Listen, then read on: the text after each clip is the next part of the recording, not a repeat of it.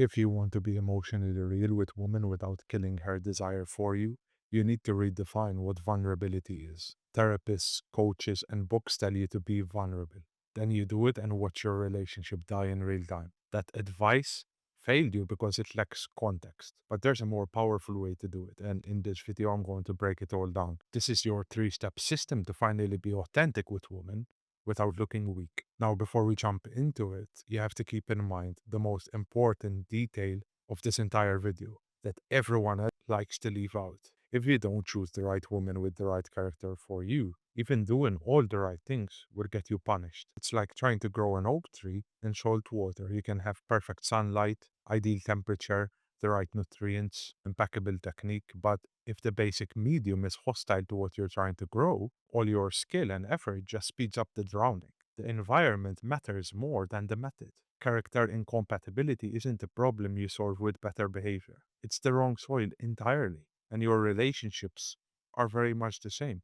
If your woman is internally unstable, no amount of goodwill and strategy is going to win her over or make her respect you. And to be quite honest with you, it is not the kind of woman you want to be with anyway, because the effort is not going to be worth the sacrifice or reward.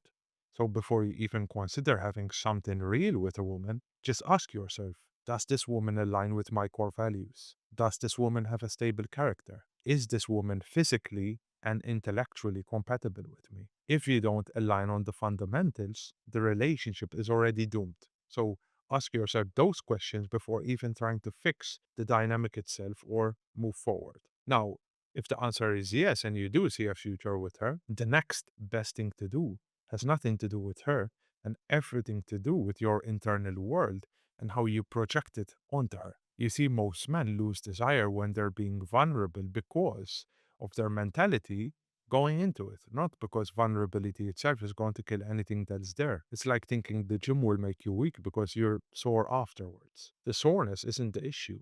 How you're training is the problem.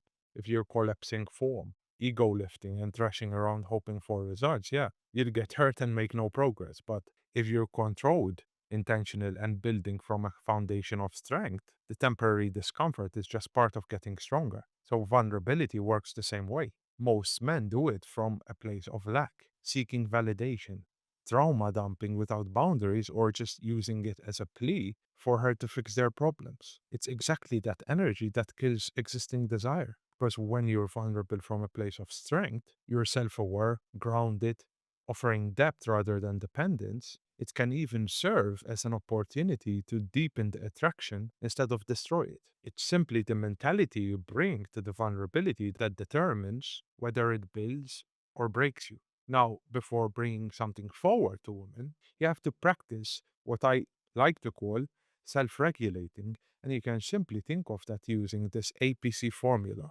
which is acknowledge, process, and communicate. So, first, acknowledge is accepting the whirlwind of emotions taking place inside you. If you don't acknowledge what is happening inside you, you are not even in a place where you can express your inner world clearly. And that's why acknowledgement is so powerful because it puts you back in the driver's seat where you can actually redirect those emotions into something meaningful. Secondly, process, which is giving yourself time and space so you can absorb the emotions and make sense of them. Acknowledging emotions is like mentally writing down what you're feeling, but in a very jumbled mess, right? Processing it is like putting all those pieces together to make sense of it, and that requires time and reflection. Thirdly, is communicate, so expressing clearly to her without adding any unnecessary details. Once you have clarity on the situation, you are then ready to bring it forward in a clear, concise manner that gives her closure without chaos. This is the most powerful step, but also the one that most men mess up because they do it as step one before acknowledging or processing the situation for themselves. So, what this 3-step framework does is prevent the possibility of emotional collapse and allows you to bring things forward with calmness in a way that doesn't burden the relationship. All right, so now you have the tools to open up, but how do you stop the cycle of shutting down emotionally and feeling like you can't tell her what's going on. Well, a lot of men feel paralyzed and lonely in relationships because they feel like if they open up, they're going to lose respect. But if they shut down, they may lose the relationship. So it's like this kind of double bind. This leaves them in a spot where they have no one to turn to. And every emotional reveal is like a game of emotional chess where everything has to be calculated. And no man wants to be in a relationship where he has to continually manage her perception because let's be honest, that gets exhausting very quickly. And this all happens because of one big reason. You are living in her world, not yours. Just imagine when you first got into a relationship. You entered through a doorway and there were unicorns everywhere. The colors were distorted, the furniture was totally out of proportion, and there was a very intense smell that was so intoxicating that it turns you into a slime that she can mold, shape, and play with at her disposal. And when you're introduced into this world, what happens? You become really comfortable and find a certain enjoyment in being there because it's fantastical, right? But then after a few years, you walk out of the doorway and think to yourself, wow, I don't even fucking recognize myself. Now, of course, this has nothing to do with unicorns, but that's the reality most men live, not physically, but psychologically. They are living in her fantasy world where she gets to change them into the man she will later resent. Meanwhile, men are wondering why she seems more distant, closed off, and unavailable, even though they are accommodating, vulnerable, and by all means good men. It's because women can't find safety and security in a man who lives in their world, because that immediately means he lost his identity, what made him attractive to her in the first place. So the real secret to this is about being able to acknowledge and understand her world, how she thinks, her emotional triggers, and her biology without being consumed or swallowed by it. Because then you're just a pawn in her game where both of you lose and neither of you win.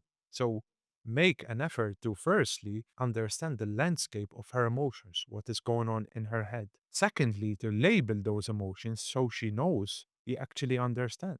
Thirdly, is to comfort her with certainty and reassurance. This is what gives her the feeling of security. And fourth is keep your emotional composure throughout so she has a shoulder to cry on when necessary. Always remember what your core identity is as a man, your values, beliefs, and worldview, because these are the things that actually make you powerful. But there's one more thing that if you don't internalize as a man, is going to keep you lonely no matter the woman you're with. Waking up beside the woman you love, knowing she still wants you, is a great feeling. But most men get too comfortable in that feeling and start feeling out of touch with themselves when they lack it or have no woman in their life. It's like a plant that only knows sunlight the moment clouds roll in. It forgets it has roots. That warmth, that light feels essential. And when it's there every day, you stop remembering that you're supposed to be drawing from something deeper in yourself. Then the weather shifts, and suddenly you're alone, confused, and feeling like you've never had to sustain yourself before. The feeling is real, but the real danger is mistaking it for your foundation.